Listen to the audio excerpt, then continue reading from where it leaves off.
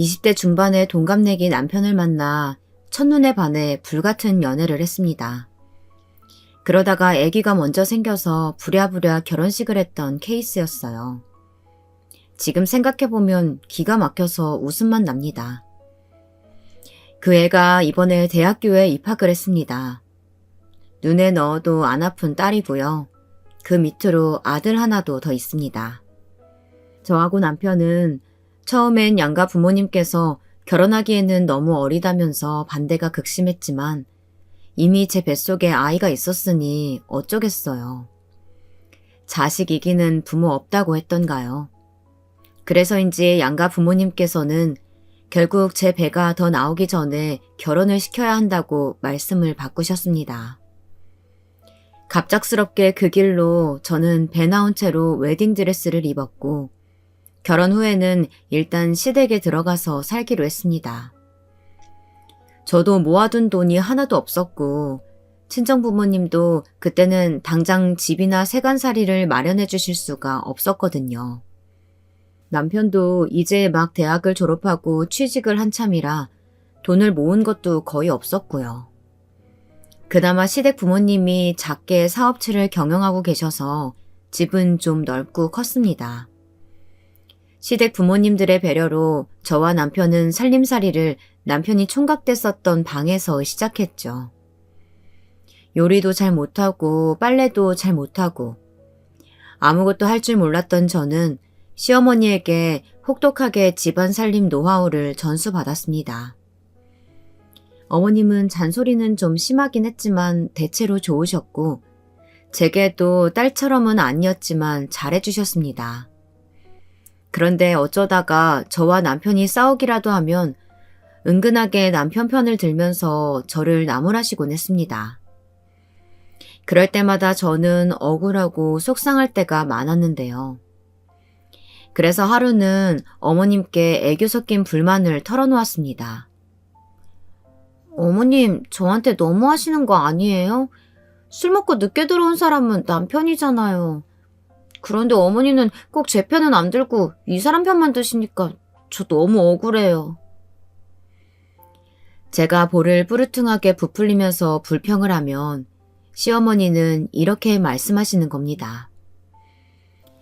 그래도 남자가 사회생활 하다 보면 그럴 수도 있는 거지.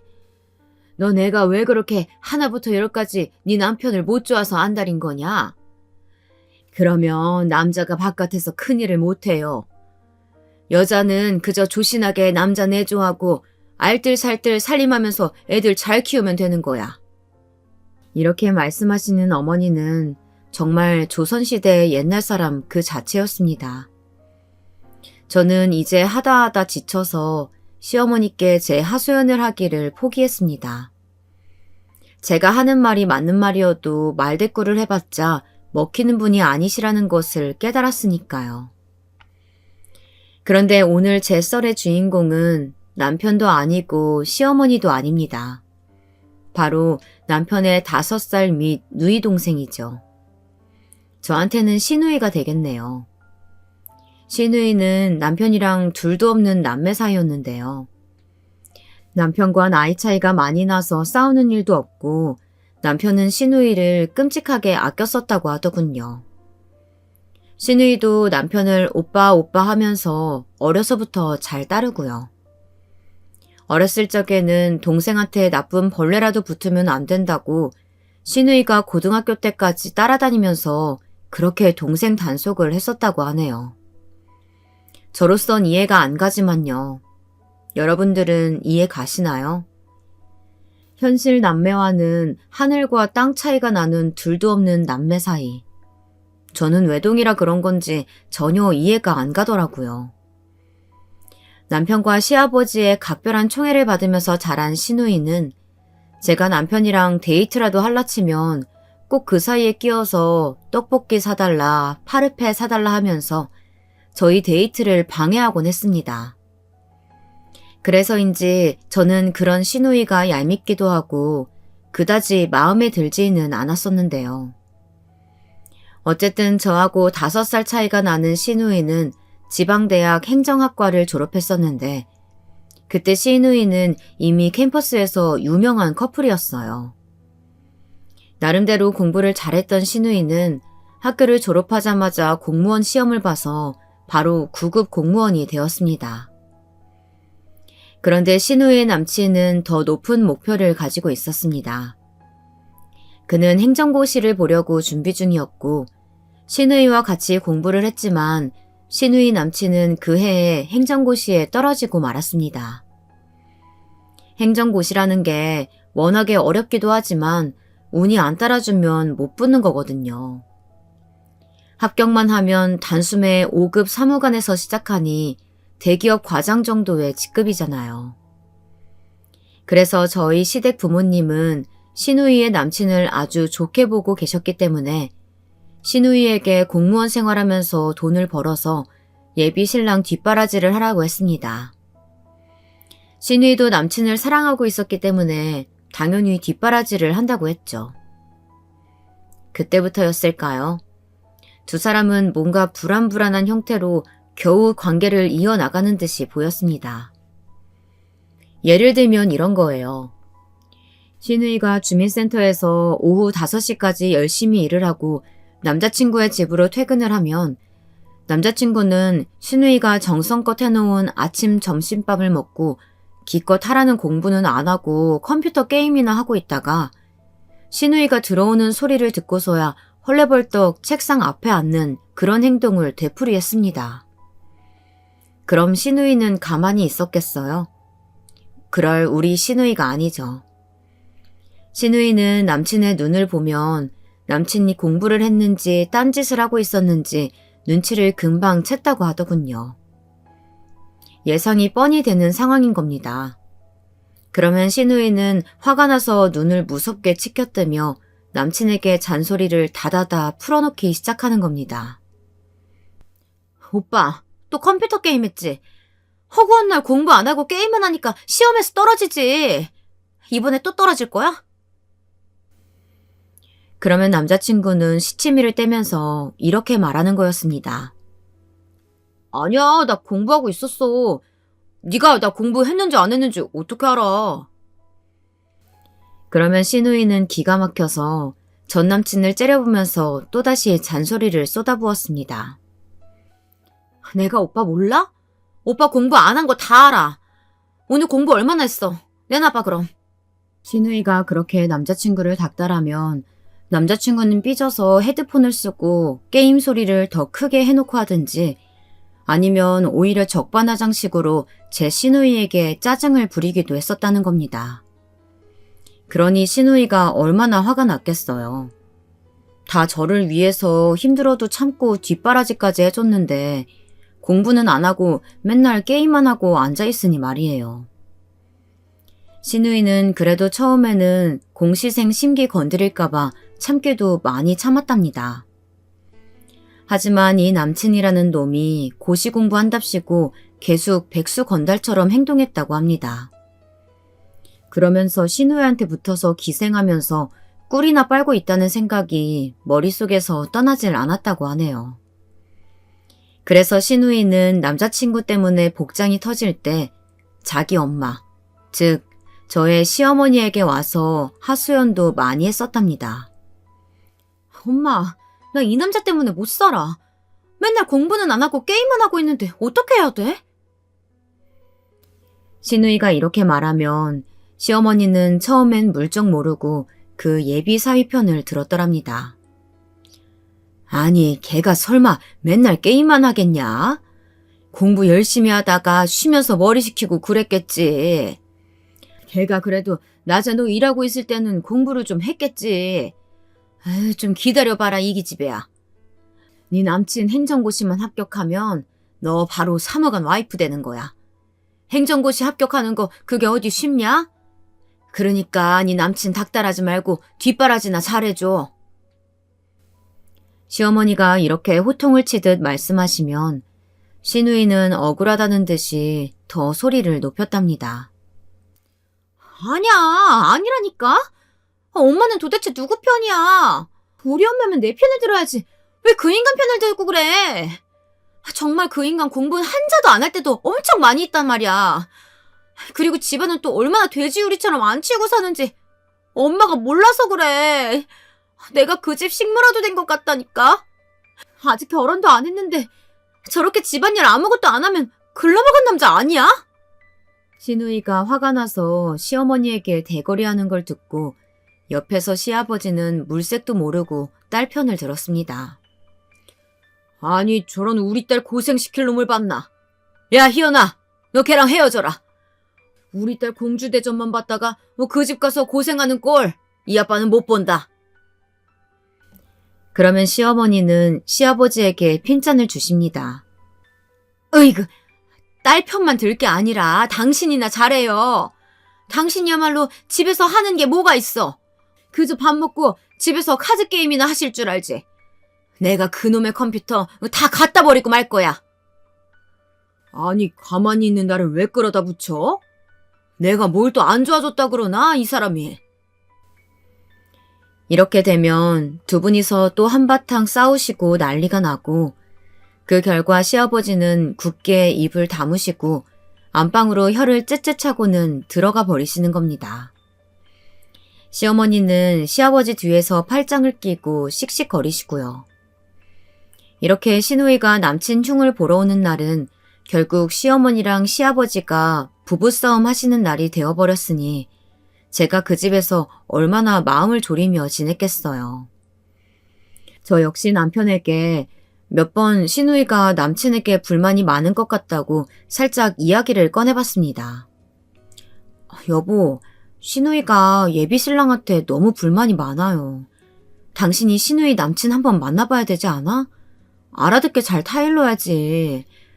막말로 둘이 결혼하면 어려운 사이니까 더 아무 말도 못하고 불편해질 수도 있잖아. 그러면 남편은 그냥 자기네가 알아서 하는 게 낫다고 하면서 제 말을 귀뚱으로도 안 듣는 겁니다. 아니, 고등학교 때까지는 아무 놈이나 만나지 말라고 시누이 남친 생기면 단속도 그렇게 하더니 왜 지금은 그렇게 관심이 없어? 제가 이렇게 말하면 남편은 태연하게 대답합니다. 이제 어른이잖아. 걔도 직장 다니고 30 다 돼가는데 문제가 있어도 지 남자친구랑 둘이서 해결하는 게 맞지. 주위에서 너무 감나라 배나라 하면 안 돼. 남녀관계라는 게. 그럴 거면 우리 딸한테나 좀 그러지 왜. 고등학생인데 남친 좀 사귀는 게 어때서. 걔도 간섭하지 말고 좀 놔둬. 제가 제 딸 편을 들려고 한마디라도 할라치면 남편은 눈빛부터가 달라집니다. 제 딸은 더 소중하다 이거죠. 그리고 남편은 저한테 다짐을 단단히 받아놓으려고 이렇게 말하죠. 울 딸내미한테는 나쁜 벌레 붙으면 절대 안 돼. 그리고 내 사위 될 놈은 내가 골라줄 거야. 그런 줄 알고 있으라 그래. 그리고 당신도 우리 딸 단속 잘해. 아이고, 이런 이중잣대가 어디 있을까요? 하지만 남편의 마음은 진심이라는 게 더 소름이죠. 그런 말을 들을 때마다 저는 남편의 이중성에 고개를 절레절레 젓게 되었네요. 아무튼 사귀고 처음 1년까지는 시누이랑 그 남친이 사소한 일로 티격태격 하면서도 심각한 게 싸운 것도 아니니 금방 화해도 하고 하면서 어찌어찌 흘러갔습니다. 여기까지는 여느 연인들과 다른 게 하나도 없었죠. 그런데 문제는 그 다음부터 시작되었습니다. 점점 두 사람이 싸우게 되는 빈도수가 많아진 겁니다. 그리고 싸움의 강도도 점점 세지는 게 아니겠어요? 그리고 두 사람이 동거한 지 2년째 되던 겨울에 결국 시누이의 인내심이 바닥나 버린 겁니다. 어느 날 시누이가 밤늦게 저희 집에 찾아와서 시어머니께 울고불고 막 소리를 질러대는 거예요. 그래서 저는 저희 방에 있었는데도 그 이야기를 다 듣게 되었습니다. 그런데 그 이야기라는 게 참 기가 막히는 것이었습니다. 엄마, 나 이제 이 사람 못 참아. 나 이 사람 하는 짓거리 다 시어머니한테 가서 이야기할 거야. 아들이 이렇게 못된 인간인 거 어머니도 알아야 될 거 아니야. 시어머니, 시아버지, 그리고 남편까지 신우이가 이렇게 미친 여자처럼 울면서 소리 질러대는 건 생전 처음 만나보더라고요. 그래서 그런지 이젠 사태의 심각성을 알게 된 모양이더라고요. 시어머니는 우는 자기 딸을 힘들게 달랜 다음에 앉혀놓고 자초지종을 물었습니다. 그랬더니 신우이가 눈물 섞인 음성으로 그날의 이야기를 시작했습니다. 그날도 어김없이 주민센터에서 녹초가 된 몸을 이끌고 신우이는 남친을 위해 장을 봐서 퇴근을 했습니다. 그랬는데 이놈의 남친이 집에 없더랍니다. 신우이는 이 인간이 어디 갔나 하고 핸드폰으로 12통이 넘게 전화도 하고 카카오톡도 50통이나 보냈습니다. 그런데 남자친구는 톡을 읽지도 않고 전화도 당연히 씹었답니다. 신우이는 점점 초조해져서 집 앞에 있는 가게마다 돌아다니면서 남친을 찾기 시작했습니다. 항상 가던 편의점에도 없었고 둘이 같이 술을 마시던 동네 호프집에도 남친은 흔적조차 없었다고 하더라고요. 그러니 우리 신우이가 걱정이 되지 않겠어요? 신우이는 하다하다 그 동네에 경찰서에 신고를 하려고 찾아가 봤더랍니다. 그랬더니 경찰서 안에서 그 남친이 경찰에게 소리소리 지르면서 갑질을 하고 있더랍니다. 그 꼴을 본 신우이는 놀라기도 했겠지만 얼마나 화가 났겠어요. 게다가 그 남친이 얼마나 큰 목소리로 갑질을 하던지 경찰서 밖에까지 다 들렸답니다. 내가 누군지 알아? 나 내년에 고급 공무원 될 사람이라고. 너희들 사무관 아냐? 사무관! 감히 어디서 니깟 놈이 내 말을 무시해. 너 그렇게 백이 든든하냐? 선생님 그만하세요. 여기서 이러시면 안 됩니다.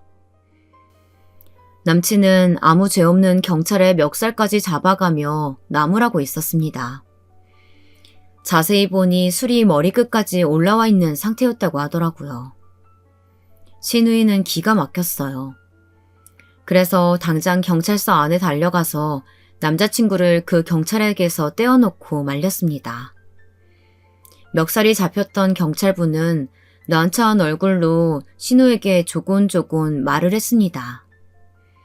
따지지 않는 게 다행이라고 할 정도로 침착하게 말했답니다. 이분이랑 아는 사이세요? 네, 제 남자친구예요. 정말 죄송합니다. 죄송합니다. 이분이 술 드시고 핸드폰을 어딘가에서 잃어버리셨다고 경찰서 찾아왔길래 제 폰을 빌려드렸거든요. 그런데 본인 거랑 기종이 똑같다면서 저를 도둑 취급하시는 겁니다. 여자분 믿고 풀어드리는 겁니다. 아니면 공무집행 방해로 유치장 가실 뻔했어요. 네, 죄송합니다. 정말 죄송합니다. 신우이가 몇 번이고 사과를 하면서 남자친구 단속을 잘 시키겠다고 싹싹 빌고 나서야 경찰서에서는 남자친구를 풀어주었습니다. 신우이는 기가 막혀서 남친을 데리고 경찰서 밖으로 나왔어요. 그리고는 비틀거리며 거의 쓰러져가는 남자친구를 힘겹게 부축해서 집으로 데려왔죠. 그런데 신우이 남친은 자기 잘못은 하나도 기억을 못하더랍니다. 그리고 오히려 우리 신우이한테 술주정을 하면서 자기 폰 찾아내라고 억지를 쓰기 시작했다는 거예요. 얼마나 화가 났던지 신우이는 남자친구의 뒤통수를 때리고 싶었다고 나중에 그러더라고요. 그런 남친을 겨우 진정시켜서 재워놓고 신우이는 시댁으로 쫓아와서 이사단을 낸 거랍니다. 시어머니는 딸의 말을 듣고 이번엔 정말 화가 났는지 예비 사돈댁에 전화를 걸었습니다. 여보세요? 사돈어른, 제가 좀 사돈어른을 뵈야 될 것 같네요. 그때 신우이는 동거 중이었는데 신우이의 시어머니 될 분이 가끔씩 와서 반찬에 둔 걸 냉장고에 넣고 가고 거의 우리 신우이랑은 마주치지 않으려고 했었다고 합니다. 이때 알아봤었어야 하는데 우리 순진한 신우이가 그걸 몰랐던 거였어요. 그 남자친구의 어머니가 얼마나 의문스러운 사람인지 알았어야 하는데요. 어쨌든 간에 저희 시어머니가 남친의 어머니에게 한번 만나자고 이야기를 했고 시누이의 예비 시어머니가 될 분은 떨떠름하게 전화를 받더니 마지못해 허락을 했다고 합니다. 그래서 당장 그 다음 날 두 어머니들이 카페에서 만났습니다. 우리 시어머니가 먼저 시누이가 당한 자초지정을 눈에 불을 켜가면서 항의를 하셨습니다. 그랬더니 시누이의 예비 시어머니는 그런 일이 있었느냐며 딱 잡아떼면서 말을 흐리시는 게 아니겠어요? 글쎄요. 저는 우리 아들한테 들은 게 없는데 정말 우리 아들이 그랬다고요? 희연이가 없는 말 한 건 아니고요? 뭐라고요? 그럼 우리 딸이 뭐 거짓말이라도 한다는 말씀이세요? 시어머니는 하도 기가 막혀서 예비 사돈될 분한테 쏘아붙이듯 말씀하셨습니다. 그랬더니 사돈 어른은 잠시 말이 없더니 바로 아들에게 전화를 걸었습니다. 그러나 그날 잃어버린 시누이 남친의 폰은 당연히 전원이 꺼진 상태였고 시어머니는 기세가 등등해서 사돈에게 큰 소리를 치셨습니다. 그것 보세요. 댁의 아느님 전화도 안 받잖아요. 잃어버린 게 틀림이 없다니까요.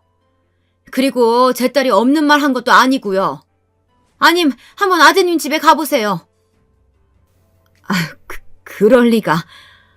내 이놈의 자식을 그냥. 시어머니의 말을 들은 남친의 어머니는 부끄러움과 자기 아들에 대한 분노로 얼굴이 벌개져서 남친의 집으로 도망치듯이 가버리셨고 저희 시어머니는 그 길로 딸을 데리고 집으로 들어오셨습니다. 야 희연아, 그놈이 무릎 꿇고 싹싹 빌 때까지 그 집으로 들어가지 말아라. 네가 무슨 죄가 있어서 진짜 그놈 뒷바라지하면서 아깝게 청춘을 낭비하니?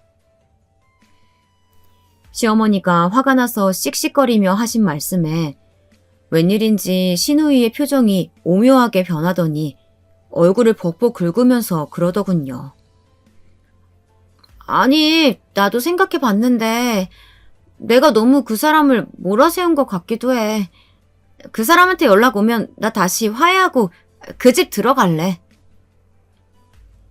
시어머니는 아무리 자기 딸이지만 이해를 못하시겠나 보더라고요.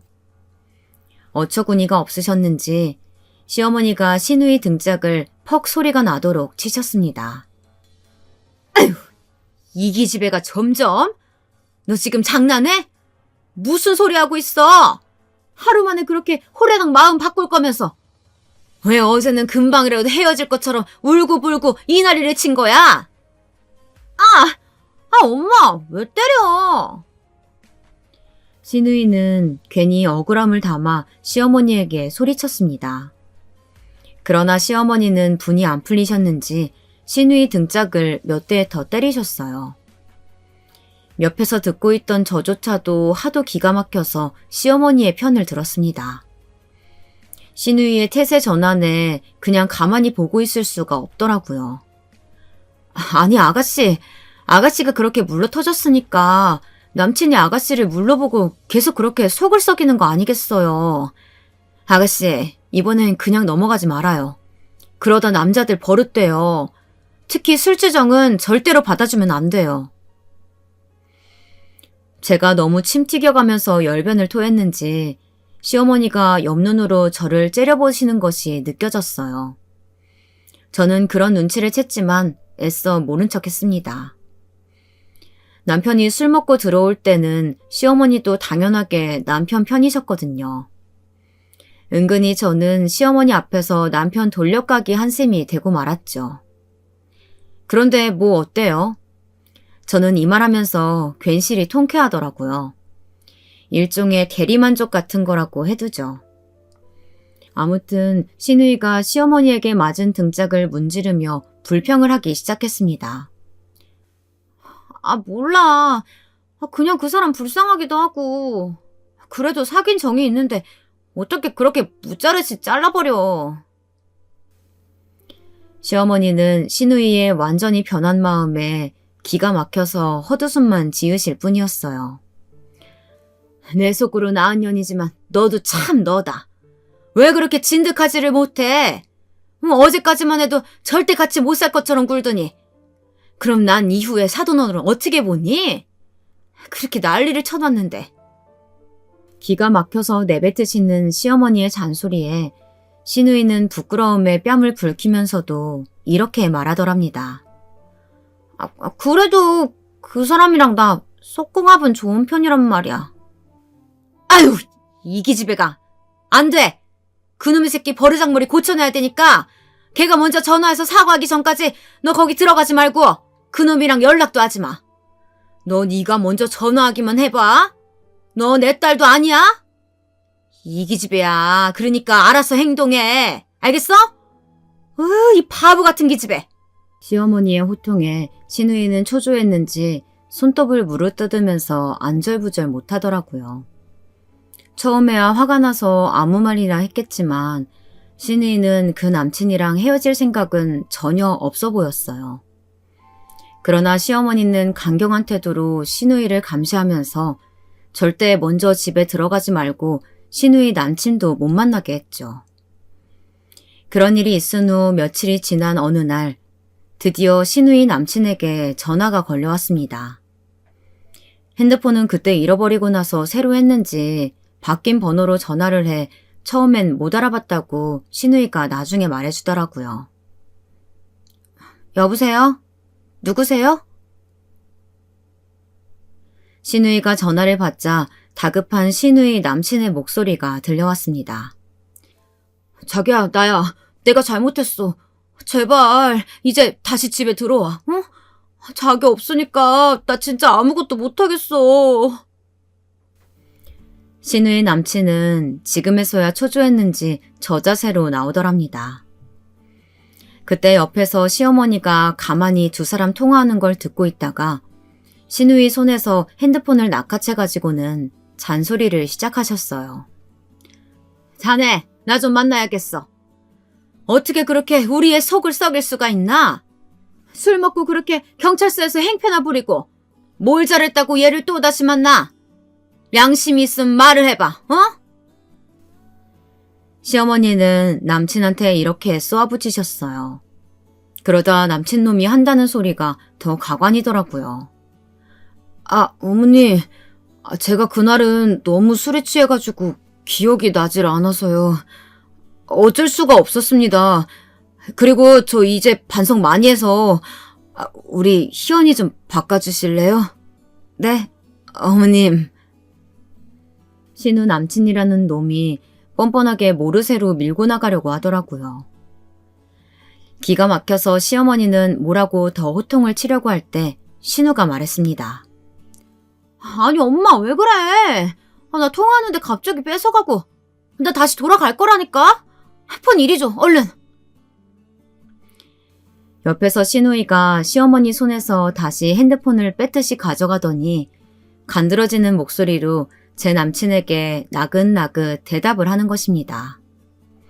시어머니는 어이가 없어서 팔짱을 끼고 시누이를 노려보고 있었고요. 그러건 말건 시누이의 통화는 계속되었습니다. 자기야. 나도 사랑하지 물론. 오늘은 집에 갈게. 알았지? 딱 기다리고 있어. 아유, 이 기집애가 정신 못 차리고 네가 그렇게 쉽게 넘어가면 버릇된단 말이야. 시누이가 전화를 끊자마자 시어머니는 시누이에게 또 잔소리를 시전했습니다. 그러나 시누이는 뭐가 그렇게 좋은지 시어머니가 뭐라고 하시든 말든 콧노래를 흥흥거리면서 남친네 집에 돌아갈 준비를 하고 있는 게 아니겠어요? 제가 옆에서 객관적으로 봐도 너무 시누이의 태세 전환이 빠른 것 같았습니다. 저는 시누이에게 슬쩍 귓속말로 충고를 했습니다. 아가씨, 한 번쯤은 꼭 짚고 넘어가야 돼요. 계속 이렇게 물렁하게 용서하고 그러면 술주정 그거 습관돼요. 오빠도 그랬잖아요, 신혼 때. 무슨 소리니? 아차, 뒤에서 시어머니가 듣고 계셨나 봅니다. 저는 얼른 제 방으로 자리를 피했습니다. 시어머니가 따라 들어오면서 제게 뭐라고 하실까 봐서요. 그러나 시누이에게 시어머니의 충고도 제 충고도 귀등으로도 안 들리는 것 같았습니다. 그렇게 신우이와 남친의 첫 번째 전쟁은 생각보다 더 싱겁게 막을 내리고 말았습니다. 그러나 우리 가족은 모두 그 나쁜 놈이 오래지 않아 신우이의 뒤통수를 크게 칠 줄은 아무도 모르고 있었습니다. 그 일이 있은 이후로 남친이 신우이 말도 잘 듣고 공부도 웬만큼 열심히 하고 그랬었나 봐요. 다행히 신우 남친이 1년 후에 다시 본 시험에서 1차 합격을 했다고 하더라고요. 그 소식에 신우이는 물론 우리 집 식구까지 뛸 듯이 기뻐했습니다. 특히 신우이의 기쁨은 이루 말할 수가 없었죠. 그동안에 남자친구 뒷바라지하느라 고생한 거며 서운했던 마음들이 눈 녹듯이 사라지는 것 같았습니다.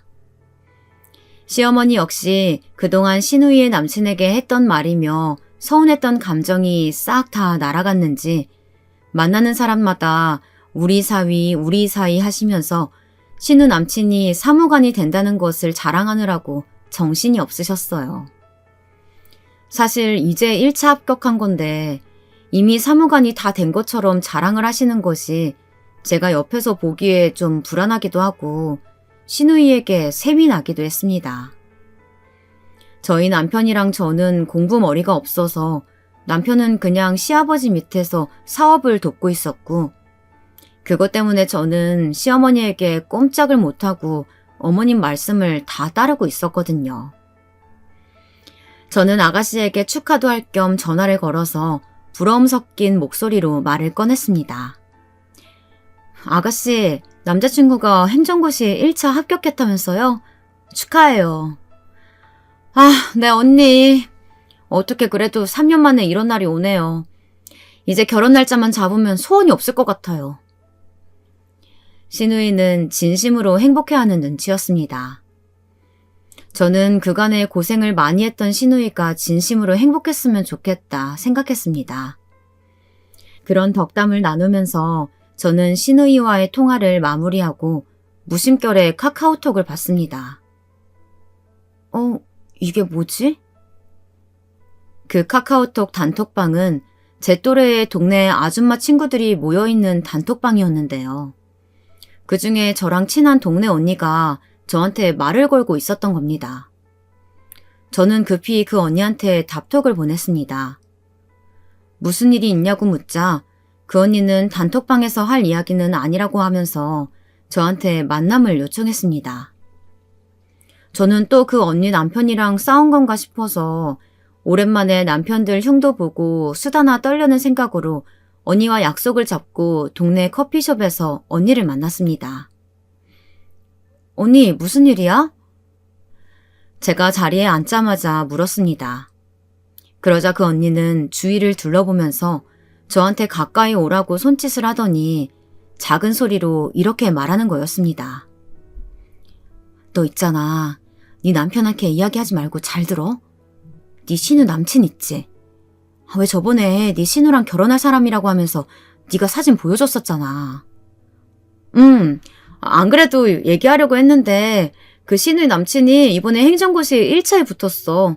그것 때문에 신우가 팔자 폈지 뭐. 아, 요새는 나도 우리 신우가 제일 부러운 거 있지? 저는 그 언니한테 신우이 팔자 좋겠다고 부러워하면서 말을 마치려고 했습니다. 그런데 그 언니의 눈빛이 변하는 거예요.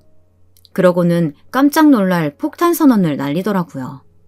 야, 내가 엊그제 강남에 있는 호텔 갔다가 커피숍에서 니네 신우이 남친을 봤잖아.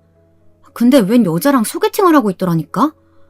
근데 또 그 여자가 미스 코리아 뺨치게 이쁘더라고. 저는 처음에는 믿지 않았죠. 당연한 일 아닌가요? 이제까지 잘 사귀고 있는 사람들한테 무슨 의심을 했겠어요. 이제 둘이 결혼만 남겨놓고 있는 사람들이었는데요. 뭐? 에이, 언니가 잘못 봤겠지. 신우이가 그 사람이랑 벌써 사귄 지는 횟수로 5년이나 됐고 우리 신우가 그 남친 집에 드나들면서 살림 살아준 지가 3년이 다 돼가는데 무슨 소리야. 그래, 나도 알아. 아니까 그게 더 이상하다는 거잖아. 너희 신우이한테 이야기해봐. 뭐 이상한 낌새 같은 거 못 챘냐고. 저는 아직도 믿기지 않았지만 언니의 표정은 한껏 굳어 있었어요. 이 언니가 또 거짓말 사람은 아니고 해서 저는 반신반의하면서 집으로 돌아왔습니다. 아직 남편한테까지 이야기할 단계는 아닌 것 같고 해서 저는 신우이에게 전화를 걸어서 조심스럽게 물어봤습니다. 혹시 아가씨 남친 말이에요. 강남 P호텔 간 적 있대요? 아니요? 근데 그건 왜 물어요? 아가씨는 자초지종을 전혀 모르는 눈치인 것 같더라고요. 그럼 그렇지. 그 언니가 사람을 착각했나 보다라고 생각했어요. 그리고 언니에게 바로 전화를 했죠. 언니, 아가씨는 그런 적 없다는데? 진짜 제대로 본 거 맞아? 그랬더니 언니가 바로 제 개인톡으로 사진 한 장을 보내왔습니다. 그 사진을 본 저는 기절할 듯이 놀래버렸죠. 글쎄 신우이 남친이 멀끔하게 양복을 차려입고 정말 호텔 커피숍에서 소개팅을 하고 있는 거 아니겠어요? 상대 여자랑 웃고 있는 그 사진을 보니 화가 머리끝까지 치솟더라고요. 비상이 걸렸습니다. 제가 화를 삭히려 어쩔 줄 모르는 사이에 언니에게 또 톡이 왔더군요. 맞지? 너희 신우이 남친 얼굴 맞잖아. 나도 믿을 수가 없었다니까. 행정고시에 합격했다고 바로 이렇게 네 신우한테 배신하고 딴 여자랑 손을 보다니. 인간 말종이다. 야, 그놈 진짜. 아니, 어떻게 이런 일이 있을 수가 있어요. 저는 평소에 그렇게 신우이랑 친하게 지내진 않았지만 가족이니까 팔은 안으로 굽는다고 남친에게 속은 신우이가 불쌍하게 생각되었어요. 언니의 톡을 보는 둥 마는 둥 하고 저는 이 사달을 어떻게 해야 할지 생각하기 시작했어요. 시어른들에게 이야기를 해야 하나? 남편에게 먼저 이야기를 하나? 제 머릿속은 엉킨 실타래처럼 복잡해지고 있었습니다. 하지만 제 고민은 그리 길지 않았습니다. 이대로라면 우리 신우이 인생이 개박살 날지도 모르잖아요. 그런 나쁜 놈한테 속아서 결혼을 해도 안 되고 환승이별 당하기 전에 얼른 관계를 정리해야 맞는 거 아니겠어요? 결심이 서자 꾸물거리고 있을 틈이 없었습니다. 저는 부랴부랴 신우를 제외하고 가족회의를 소집했습니다. 여보, 오늘 일찍 들어와야 돼. 중요하게 할 얘기가 있어. 우선 남편에게 전화해서 이렇게 말을 해둔 다음 시어머니가 주무시는 안방에 가서 노크를 했어요. 시어머니는 영문도 모르고 단잠을 깨서 기분이 약간 상하신 듯이 보였지만 지금 그게 중요한 게 아니죠. 어머니 딸이 지금 뒤통수를 맞게 생겼는데요. 저는 옆집 언니가 준 톡 사진을 어머니께 보여드렸죠. 어머니는 그 톡 사진을 들여다보시고는 충격을 받으셨는지 뒷목을 잡으셨습니다. 아니 이게 무슨 일이야. 이놈 새끼. 내가 이놈한테 홀라당 속아 넘어갔네. 아이고. 시어머니는 땅을 치면서 울음을 터뜨리셨어요. 저는 시어머니가 쓰러질까봐 걱정이 되어서 찬물도 떠다 드리고 목도 주물러 드리고 했습니다. 그리고 저는 어머니께 이렇게 말했습니다. 어머니, 정신 바짝 차리셔야 돼요. 이렇게 된 바에야 그 인간 절대 결혼 못하게 단단히 망신을 줘야겠어요. 신우이 대신 우리들이 복수해야죠. 이런 인간 말종은 절대 그냥 둬선 안 돼요. 시어머니는 망연자실에선 고개를 끄덕이시더니 다시 꺼이꺼이 울음을 터뜨리셨습니다. 저는 어머님을 계속 위로해드렸어요. 그러다가 한참 후 어머니가 정신을 차리셨는지 눈빛이 달라지셨어요. 독한 마음을 잡수신 거죠. 어머니는 피가 나도록 입술을 깨물고 저한테 그놈을 어떻게 응징할 건지 그 방법을 물으셨습니다. 네, 이놈을 그냥... 며느라기야, 어떻게 하면 이 복수할 수 있겠니? 불쌍한 우리 딸, 어떡하니, 어?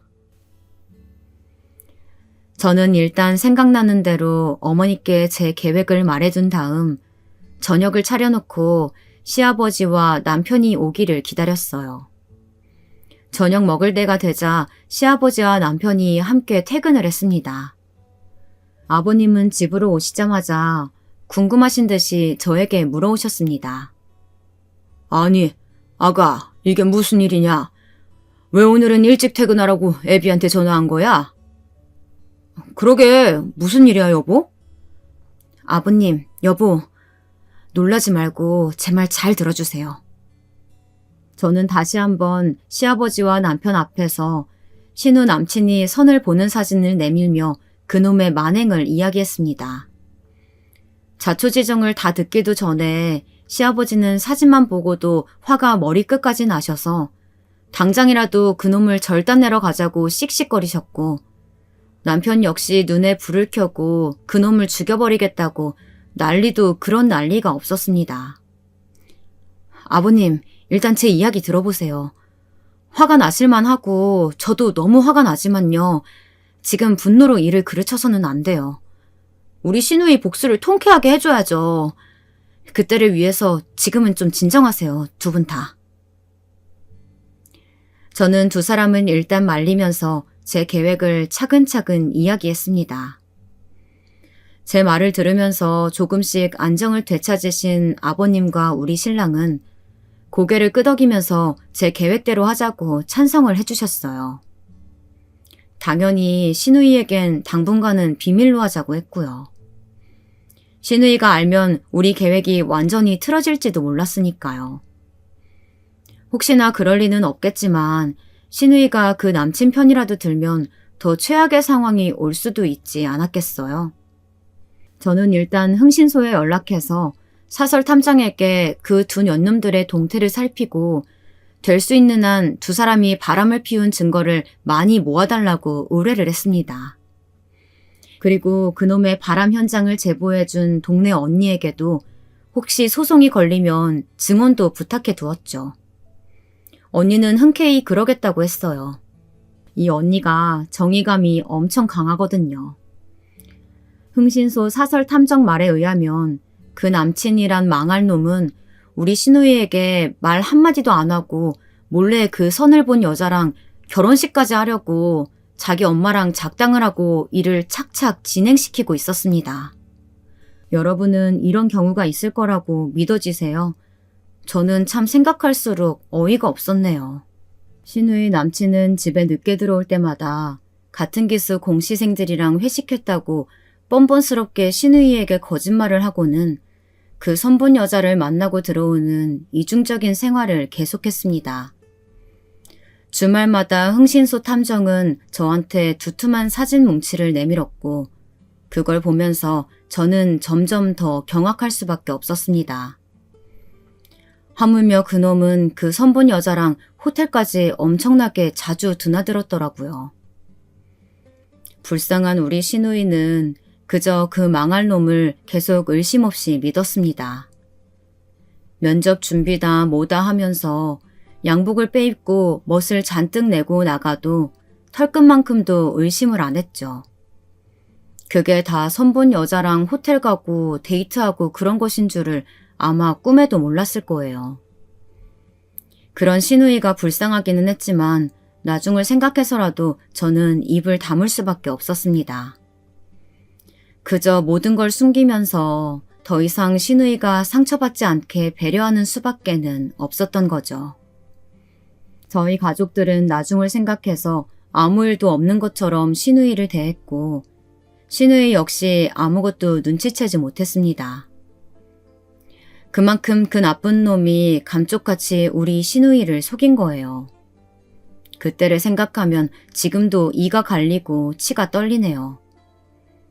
드디어 한 달 후 그 미친놈의 결혼식 날이 되었습니다.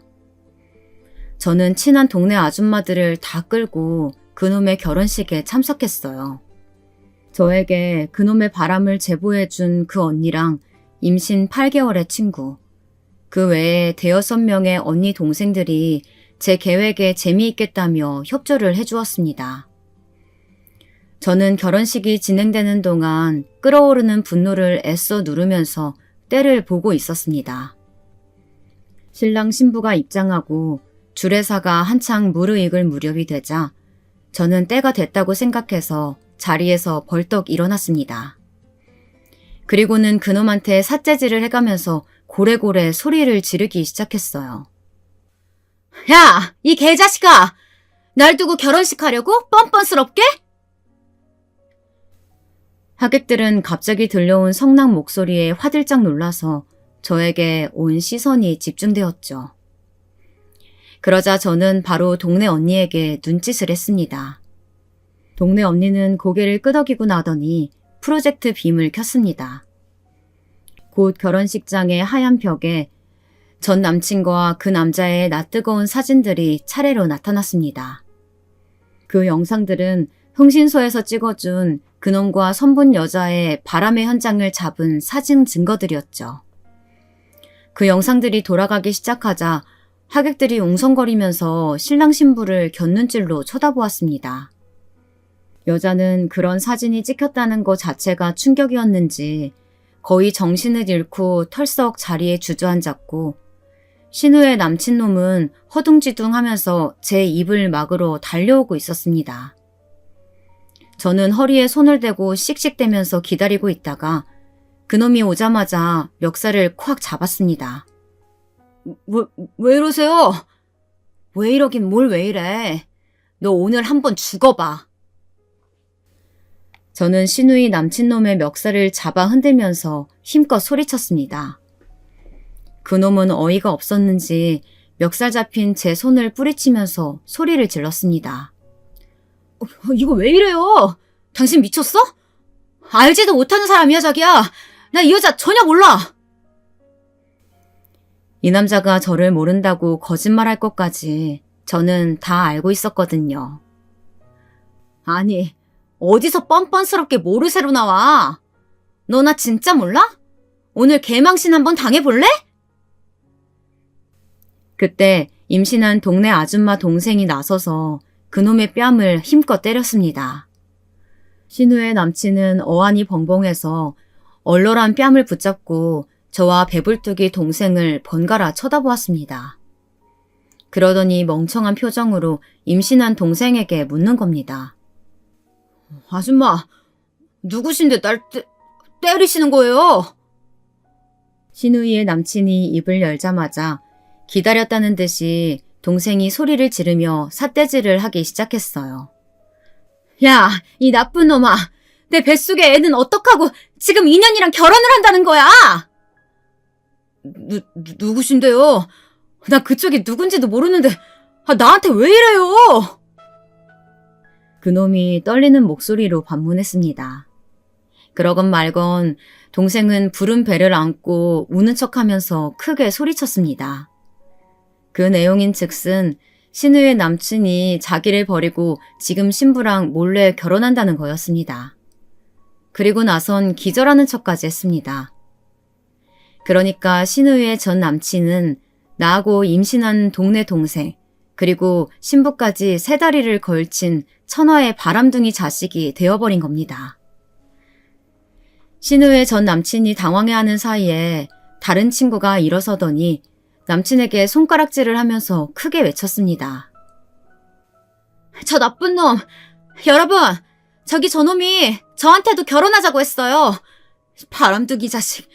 저런 놈은 사회적으로 매장을 시켜야 돼요. 지가 5급 공무원이라고 하면서 저한테 접근했다고요. 저는 크게 화를 내는 척하면서 신우의 남친 멱살을 잡아 흔들었습니다. 미친놈아. 도대체 몇 다리를 걸친 거야, 어? 너 같은 놈은 사기죄로 콩밥 한번 먹어봐야 돼. 왜 이러세요, 아주머니? 저한테 왜 그러세요? 이 정신 빠진 놈이 이제는 하다하다 저한테 아주머니라고 부르더라고요. 저는 속으로 잘됐다며 쾌재를 부르고는 말을 이어나갔습니다. 너, 우리 신우랑 사귀어놓고는 뭐가 어쩌고어째? 불쌍한 우리 신우이 어떡할 거야, 어?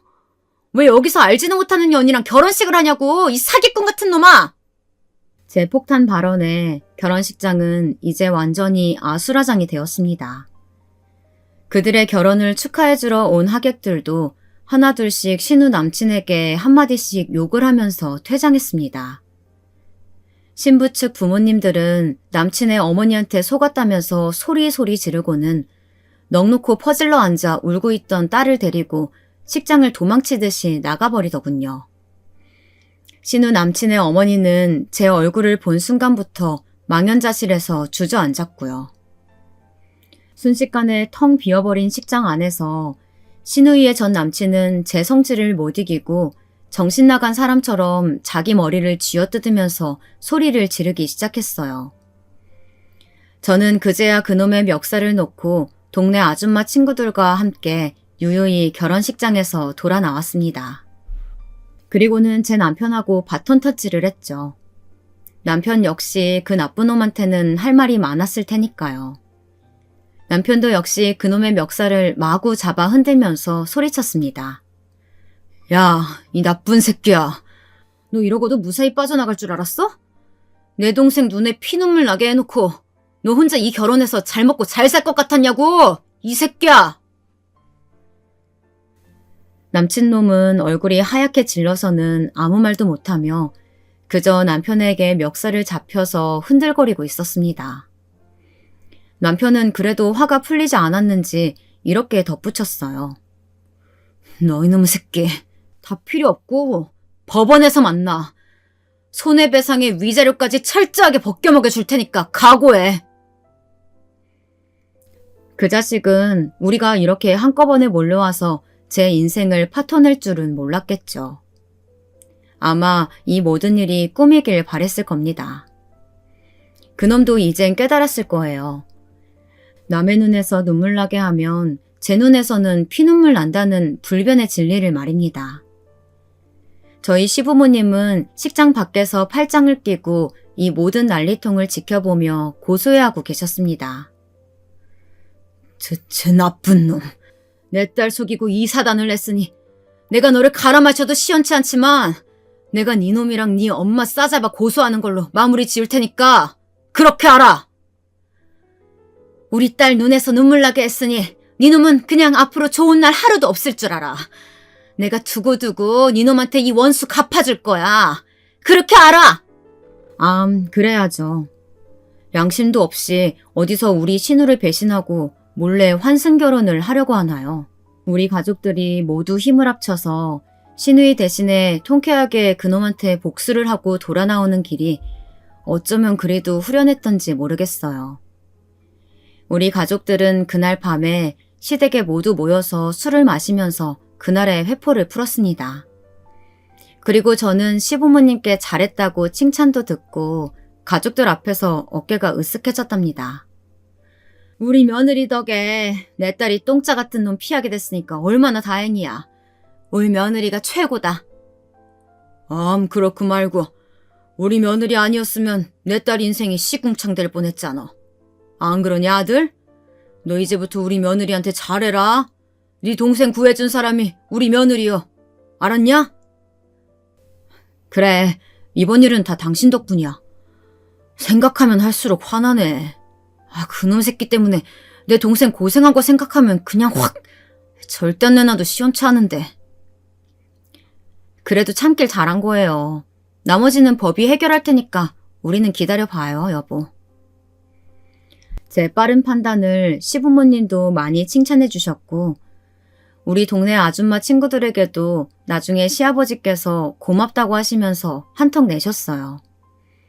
제 동네 친구들 덕에 사기꾼 같은 전 남친놈과 시누이가 잘 헤어졌고 그 나쁜 놈도 응징할 수 있었으니까요. 지금은 신우까지도 그 일을 추억으로 생각하면서 깔깔거리고 웃는답니다. 그 뒤엔 어떻게 되었냐고요? 뻔하죠 뭐. 그 나쁜 남친놈은 사무관이 되기는커녕 혼인 빙자 사기죄로 콩밥을 먹게 되었습니다. 앞으로도 공무원은 절대 못 되죠. 호적에 빨간 줄 그어진 사람이 어떻게 사무관이 되겠어요? 그렇게 시누이의 남친은 우리 시누이를 배신한 대가로 사기꾼의 말로에 아주 어울리는 그런 결말을 맞게 되었습니다. 나중에 이 모든 사실을 알게 된 신부 쪽 부모님도 그놈을 사기죄로 고소했고 우리 쪽 역시 민사소송으로 손해배상 청구를 했거든요. 3년간 사실혼 관계로 우리 시누이랑 살았던 것도 재판에서 인정이 되어서 그놈의 집안에서 위자료도 두둑하게 뜯어냈습니다. 시누이 남친은 환승 결혼하려다가 전과자가 되어서 이젠 인생까지 쫑나고 아마 그 남친의 어머니도 충격받아서 몸져 누워버렸다고 하더라고요. 나중에 들려왔던 소문에 의하면 그랬어요. 우리 신우도 그 사기꾼 같은 놈과 잘 헤어지고 나서 지금은 착하고 건실한 남자친구 만나서 예쁜 아기도 낳고 결혼해서 행복하게 잘 살고 있습니다. 제가 생각해도 인연이란 게 따로 있긴 한가 봐요. 지금도 그때를 생각하면 몸서리가 쳐지네요. 그렇게 애인 뒤통수 다치는 나쁜 놈을 우리 신우가 믿고 계속 뒷바라지 해줬더라면 어떻게 될 뻔했겠어요. 신우이 역시 처음에는 배신감에 치를 떨며 그놈을 잊으려고 발버둥치고 했던 시절이 있었지만 지금의 남편을 만나고 나서는 그놈은 생각도 안 난다면서 매일매일 행복하다고 하더라고요. 그러니까 여러분, 남자는 역시 바른 인성을 가지고 있어야 좋은 남편이 되는 것 같습니다. 아무리 돈 많이 버는 남자건 고급 공무원이면 뭘 하겠어요. 인성이 글러먹은 사람은 아무리 경제적으로 잘 된다고 하더라도 결국엔 망하게 되어 있어요. 옛말에 사필귀정이라고 하잖아요. 사회적인 지위나 머리 좋은 것 따위로 사람을 판단해선 안 된다는 걸 전 신우이 남자친구 사건으로 인해서 깨달았어요. 그래서 저도 이제는 남편에게 잘하려고 노력한답니다. 머리는 좀 안 좋긴 하지만 우직하고 성실하고 또 우리 애들이랑 저를 아무 조건도 없이 사랑해주는 남편이 있기에 저는 오늘도 행복합니다. 우리 아이들에게도 아빠 같은 좋은 사람은 없다고 이야기하고 딸에게도 아빠 같은 남자랑 결혼하라고 말하곤 합니다. 여러분들도 배우자를 선택하실 때 그 사람의 사회적 지위나 외모, 경제적인 능력 등으로 그 사람을 판단하시기보단 착한 남자, 성실한 남자를 만나세요. 꼭 저희 남편 같은 사람이요. 그래야 결혼 생활이 편하답니다. 얼굴이 잘난 남자는 당연히 얼굴값을 합니다. 물론 세상 남자들이 다 그런 건 아니겠지만 좋은 남자를 만나시려면 너무 그 사람의 외모나 경제적인 조건만 따져서 골라 사귀지는 마시길 바랍니다. 남자는 얼굴이 다가 아니에요. 저는요, 외모보다 인성이 더 중요하다고 생각합니다. 요즘 같은 세상에 배우자의 경제적인 조건이 물론 중요하기도 하죠. 그렇지만 같이 사는 사람은 그런 것만 번드르르한 외모나 능력만이 전부가 아니라는 것을 꼭 염두에 두시길 바랍니다. 여러분, 제 이야기는 여기까지입니다. 어떠셨나요? 여러분들도 제 이야기 들으시고 사이다 한 바가지 마신 듯 속이 아주 후련하셨으면 좋겠습니다. 긴 이야기 들어주셔서 감사합니다. 여러분 모두 행복하세요.